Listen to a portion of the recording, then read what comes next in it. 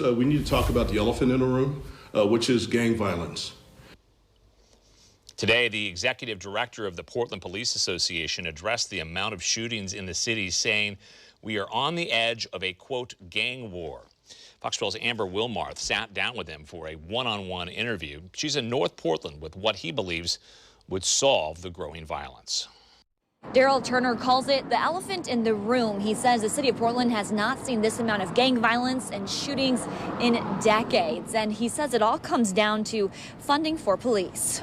Portland Police Association Executive Director Daryl Turner says he hasn't seen violence in Portland like this since the 90s. Just yesterday, Turner says the Portland Police Bureau received 8 shooting calls. One was in Portland's Park Rose neighborhood, where police say a man was shot and killed.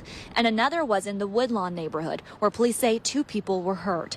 Turner says the gun violence in the city is directly related to defunding police. The Gun Violence Reduction Team, or GVRT, was disbanded last summer amid demonstrations that called for police reform.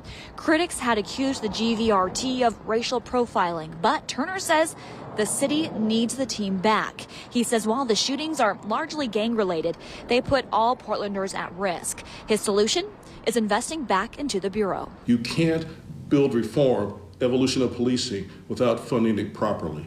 We need to have the number of officers that we need to have, and even more, we need to have the ability to be proactive in our neighborhoods and community policing to stop the gun violence, to slow the gun violence, to be able to take guns off the street like we used to be able to take guns off the street, to be able to do the things we used to do, but still evolve in a way where the community feels safe, the community feels comfortable with that. We can do that.